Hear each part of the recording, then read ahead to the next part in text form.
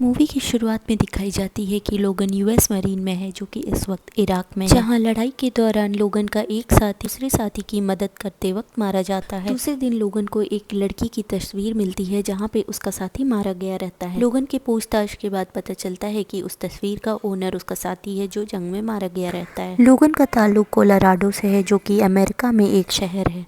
लोगन यहाँ अपनी बहन के यहाँ कुछ दिन रुकता है और फिर वहाँ से जाने का फैसला करता है। लोगन फैसला करता है कि जिस लड़की की तस्वीर उसे मिली थी वो उसको ढूंढेगा और उसको अपने साथी के मरने के बारे में बताएगा। लोगन उस तस्वीर को गौर से देखता है जिसमें उसको एक लाइट हाउस नजर आता है। लोगन उस जगह पे पहुँचता है और वहाँ के आसपास के लोगों से उस लड़की के बारे में पूछता है और पूछते पूछते लोगन एक डेप्यूटी शेरिफ के पास पहुँचता है, जो कि यहाँ की एक लोकल पुलिस होती है, जो कि ये बताता है कि उस लड़की की शादी पहले उसकी दोस्त से थी और वो उसका एड्रेस भी दे देता है। लोगन उस एड्रेस पे जाता है और उस लड़की से मिलता है। उस लड़की का नाम बेथ होता है। लोगन उसे कुछ भी बताए उससे पहले ही बेथ ये अज्यूम कर लेती है कि वो यहाँ जॉब के सिलसिले में आया है। बेथ की ग्रैंडमदर लोगन को काम पर रख लेती है।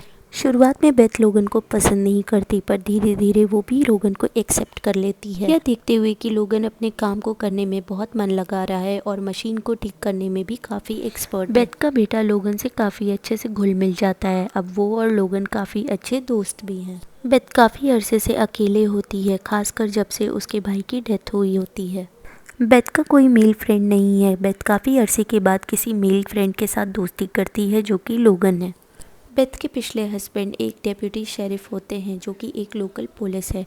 उनको लोगन पे डाउट होता है। वह लोगन से काफ़ी सख्त रहते हैं और उससे काफ़ी उखड़ कर भी बात करते हैं, यहाँ तक कि वह अपने बेटे जिसका नाम बेन होता है उसे उससे दूर रहने के लिए भी कहते हैं और उसे उसके सामने वायलिन बजाने से भी मना करते हैं। फिर एक दिन बेन जब खेल कर वापस आता है, उसके नाक से बहुत सारा खून बह रहा होता है। वो जख्मी हुआ रहता है। फिर बेथ और उसके फॉर्मर हस्बैंड के बीच बहुत सारा आर्ग्यूमेंट होता है।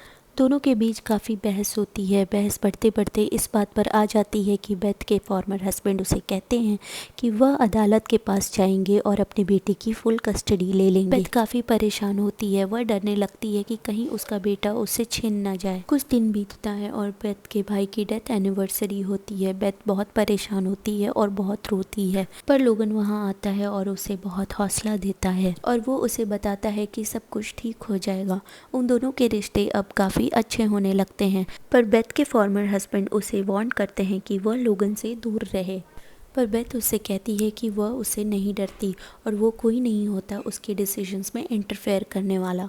फिर बेथ का फॉर्मर हस्बैंड लोगन के बारे में इन्वेस्टिगेशन करता है और उसे पता चलता है कि लोगन जब इस टाउन में पहली बार आया था तो वो बेथ की फ़ोटो लेकर आया था और वो लोगों से इधर उधर पूछ रहा था कि यह लड़की कौन है और कहाँ रहती है। वो बेथ को वार्न करता है कि लोगन सही बंदा नहीं है और कहता है कि मैं इसका सच जान कर रहूँगा। यहाँ बेथ को सब कुछ पता चल जाता है कि लोगन एक मरीन है और उसे उसकी तस्वीर एक मरे हुए शख्स के पास से मिलती है, जो कि उसका भाई था। बेथ का ट्रस्ट टूट जाता है और वो लोगन को यहाँ से चले जाने के लिए कहती है। बेथ के कुछ करीबी दोस्त उसे समझाने की कोशिश करते हैं कि इसमें लोगन की कोई गलती नहीं थी, कि लोगन उस जंग में बच गया और तुम्हारा भाई मारा गया। लोगन एक अच्छा इंसान है और तुम इसके बारे में सोचो। पर बेथ इस समय तक बहुत परेशान और गुस्से में होती है। यहाँ बेथ का फॉर्मर हस्बैंड नशे की हालत में होता है और वह देखता है कि लोगन अपने डॉग के साथ वापस जा रहा होता है। बेथ का फॉर्मर हस्बैंड लोगन के सामने आकर उसे रोकता है और उसके ऊपर गन पॉइंट कर देता है, पर लोगन उससे उसकी गन छीन लेता है और पास खड़े ऑफिसर के हाथ में दे देता है। लोगन एक बार फिर से बेथ के घर जाता है और उसे उसके भाई के मरने के बारे में डिटेल में बताता है। वो उसे बताता है कि वो एक बहादुर इंसान था। बेथ का फॉर्मर हस्बैंड बेथ के पास जाता है और वो उसे बताता है कि वो शर्मिंदा है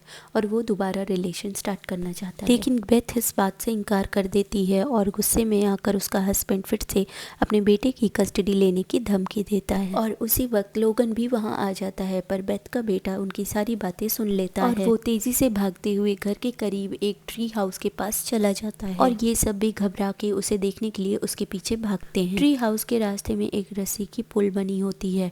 जब बेन उस पर चढ़ता है तो वो पुल टूट जाती है। बेन पानी में गिर जाता है और बेथ का फॉर्मर हस्बैंड बेन को बचाने के लिए दरिया में कूद जाता है। बेथ का फॉर्मर हस्बैंड बेन को बचाने की बहुत कोशिश करता है। वह पुल की रस्सी को जोर से पकड़ा होता है। लोगन यहाँ आकर इनकी हेल्प करने की कोशिश करता है। वह बेन को बचाकर बेथ के हाथ में दे देता है और फिर बेथ के फॉर्मर हस्बैंड को बचाने के लिए दोबारा दरिया में जाता है। लोगन बेथ के हस्बैंड को बचाने जा ही रहा होता है कि तब तक ट्री हाउस बेथ के हस्बैंड के ऊपर गिर जाता है, जिसकी वजह से उसकी डेथ हो जाती है। फिर ये सब वापस घर आ जाते हैं। बेथ थैंक्स कहती है लोगन को कि शायद तुम ना होते तो मेरा बेटा आज मेरे साथ ना होता। लोगन बेथ को ये भी बताता है कि जंग के दौरान उसका भाई अपने साथी को बचाते हुए मारा गया था, जो कि एक प्राउड की बात है, तो तुम्हें परेशान नहीं बल्कि प्राउड फील करना चाहिए। और ये कह के लोगन वहाँ से चला जाता है, पर कुछ ही देर में बेथ उसके पीछे भागते हुए जाती है और उसे कहती है कि तुम यहाँ हमारे साथ रहो, अब हमारे लिए भी तुम्हारे बिना रहना बहुत मुश्किल होगा। और अगले सीन में हम देखते हैं कि बेथ, उसका बेटा और लोगन एक साथ रहने लगते हैं और बहुत खुश भी होते हैं।